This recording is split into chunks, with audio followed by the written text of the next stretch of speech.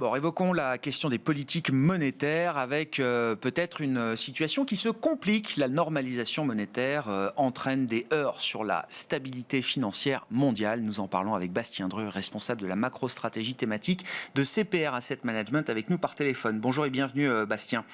Bonjour. Les exemples se multiplient et je parle d'exemples très récents. Depuis une dizaine de jours, on a vu les Japonais intervenir sur le yen à hauteur de 20 milliards de dollars, ce qu'on n'avait pas vu depuis 1998.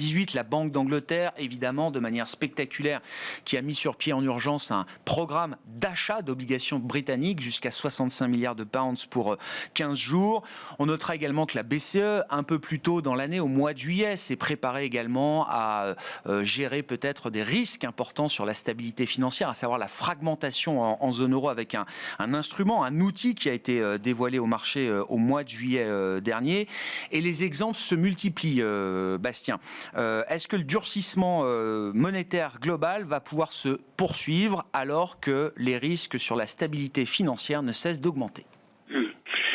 Alors oui, c'est effectivement un nouveau thème de marché, ce thème de la stabilité financière. Et comme vous venez de le dire, c'est un thème qui est apparu brutalement dans l'actualité parce qu'il y a 10 jours, il y a très peu de gens qui parlaient de ce sujet. Et la question qui se pose, c'est est-ce que ce resserrement monétaire qui est global, hein, comme vous venez de le dire, hein, avec un très grand nombre de banques centrales qui ont remonté leur taux directeur et puis qui s'orientent vers des politiques de réduction de bilan, est-ce que ça ne va pas déstabiliser le système financier dans son ensemble ? En fait, on a des taux d'intérêt des banques centrales qui ont remonté un peu partout, des rendements obligataires qui ont fortement remonté un peu partout dans le monde, et les obligations d'État qui sont vraiment au cœur du système financier et qui sont censés être les actifs les plus sûrs, ont perdu pas mal de valeur depuis le début de l'année, ce qui a pu mettre en difficulté certains acteurs, surtout ceux qui avaient investi sur des maturités très longues, comme par exemple certains fonds de pension britanniques, ça on en a pas beaucoup parlé ces derniers jours, mais surtout en fait c'est la brutalité de ce resserrement monétaire, c'est cette brutalité du resserrement monétaire avec des hausses de taux qui sont très importantes, qui induisent des mouvements très importants sur les marchés obligataires, sur le marché d'échange. Et c'est cette brutalité en fait qui crée des risques, puisqu'il y a certains acteurs qui sont pris à contre-pied. Et puis ces mouvements ils peuvent être amplifiés s'il y a des effets de levier, hein, comme on a pu en entendre parler ces derniers jours. Alors maintenant, est-ce que ça change la donne avec des banques centrales qui n'iraient pas au bout de leur projet de resserrement monétaire? Ça se discute parce que d'un côté, comme on l'a dit tout à l'heure, il y a la Banque centrale australienne qui était censée remonter ses taux directeurs de 50 points de base ce matin, mais qui n'a remonté que de 25 points de base son taux directeur à cause des perspectives globales. Donc là, on peut comprendre les risques qui ont été évoqués ces derniers jours pour la stabilité financière. On a la Banque d'Angleterre qui a fait demi-tour, on pourra en reparler. Et puis d'un autre côté, on a quand même la Fed qui a reconnu notamment via sa vice-présidente Lael Brainard vendredi qu'il y avait bien des risques pour la stabilité financière, mais qui a quand même insisté très lourdement sur la persistance de l'inflation élevée. Et ça a été rappelé même encore hier par John Williams, le président de la Fed de New York. Et puis on a aussi la BCE qui, ces derniers jours, n'a pas vraiment changé de discours. On a eu la membre du conseil du directoire, Isabelle Schnabel, qui a réinsisté sur le fait qu'il fallait lutter contre l'inflation élevée. Donc là, on voit quand même qu'il n'y a pas pour le moment d'inflexion en ce qui concerne les deux grosses banques centrales des pays développés, la BCE et la Fed. Ce stade, effectivement, la Fed et la BCE réaffirment que l'objectif suprême reste celui de l'inflation, malgré une augmentation de ces risques sur la stabilité financière. Oui, tout à fait.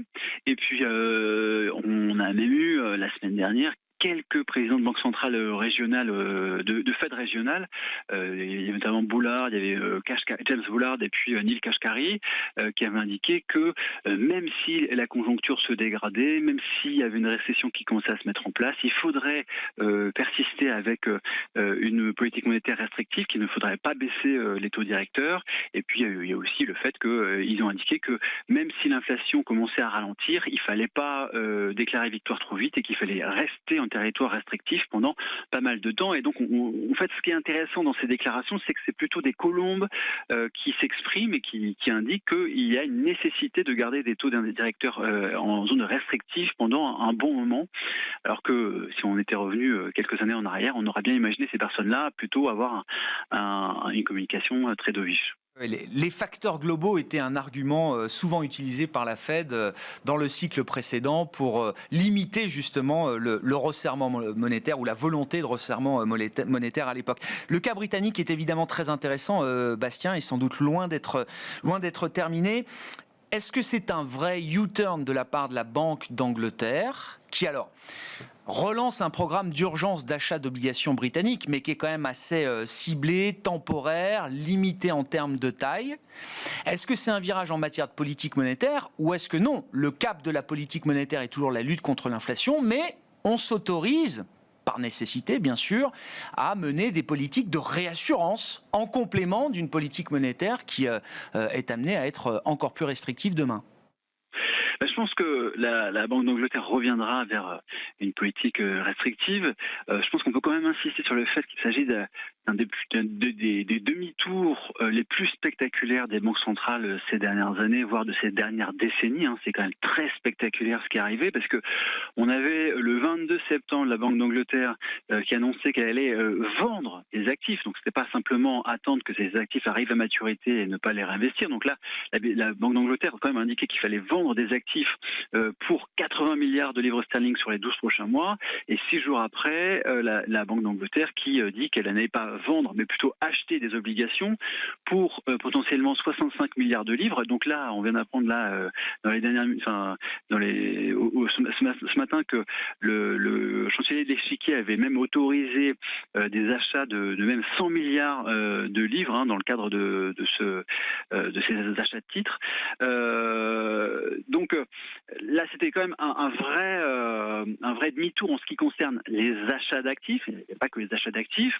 Et puis l'ironie de l'histoire, c'est quand même que Andrew Bailey, le gouverneur de la Banque d'Angleterre, c'est quand même l'un des banquiers centraux qui s'est le plus exprimé en 2020, en 2021, en 2022 sur la nécessité de réduire très rapidement la taille du bilan. Alors donc ça ne concerne que on va dire la politique d'achat d'actifs, et je pense que la Banque d'Angleterre va revenir vers une politique de réduction du bilan.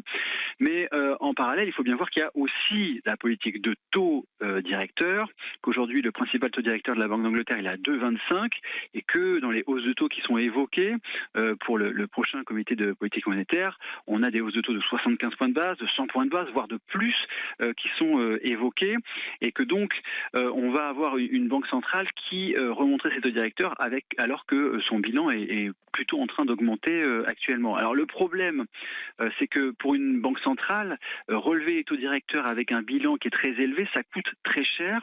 Pourquoi ? Parce que la banque centrale, elle rémunère les liquidités excédentaires à un taux qui est soit l'un des taux directeurs, soit un taux qui est très proche des taux directeurs.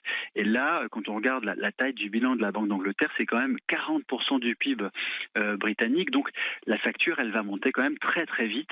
C'est ça qui va faire que la Banque d'Angleterre devrait revenir vers une politique de réduction de bilan d'ici quelques semaines. C'est terrible parce que une des parties de l'équation britannique, ça a été de dire, en tout cas pour certains, Bastien, que lors du dernier meeting, la BOE fait 50 points de base, alors que d'autres sont déjà à 75 points de base.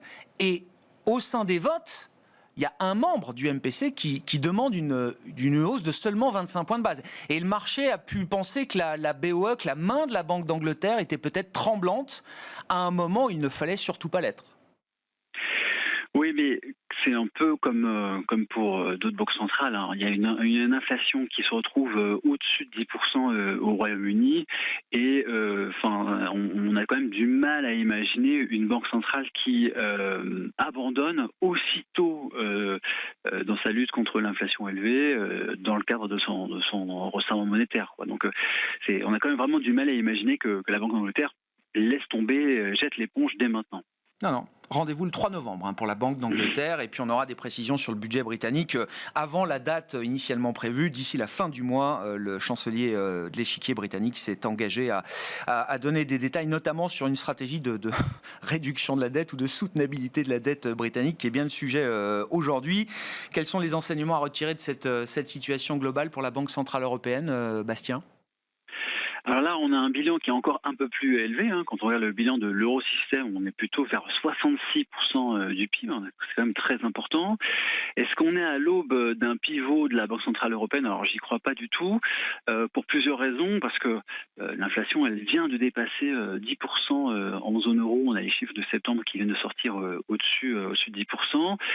Il y a clairement des effets de second tour. On peut pas du tout dire que c'est que le fait que les prix de l'énergie est pas mal accéléré, donc c'est vraiment des effets de second tour.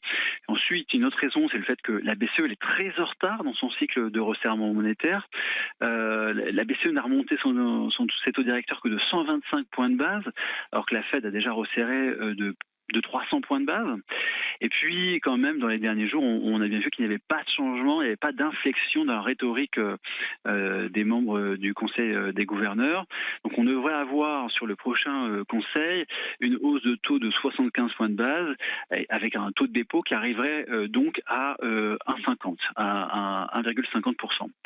Alors maintenant, la grande question qui va se poser pour la BCE, et qui est celle sur laquelle il y a le plus de risques, c'est est-ce que la BCE va oser amorcer la réduction de son bilan? Est-ce qu'elle va aller vers une politique de quantitative tightening? Alors on peut imaginer que la BCE, c'est peut-être pas à ce conseil-là, mais peut-être au conseil prochain, elle ne réinvestisse plus les titres de l'APP qui arrivent à maturité. Et quand on regarde, ça représente combien en montant? Eh bien, en fait, sur les 12 prochains mois, les titres publics qui sont détenus par la BCE, enfin par l'Eurosystème et qui arrivent à maturité, ça concerne quasiment 275 milliards d'euros sur les 12 prochains mois.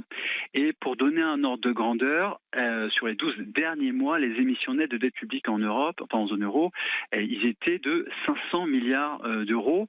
Donc ça voudrait dire que les montants à absorber par les marchés obligataires de dette souveraine des États de la zone euro, eh ben, il augmenterait de plus de 50%. Donc si la BCE se lançait vraiment dans cette politique de réduction de bilan, ça aurait quand même des effets sur le marché obligataire qui seraient, à mon avis, très importants. Oui, laissant les États un peu plus seuls face au marché pour lever de l'argent sur les marchés obligataires. Merci beaucoup Bastien. Bastien Dreux qui était avec nous pour cet éclairage sur les stratégies de banque centrale dans cet environnement où les risques augmentent pour la stabilité financière mondiale. Bastien Dreux, responsable de la macro-stratégie thématique de CPR Asset Management.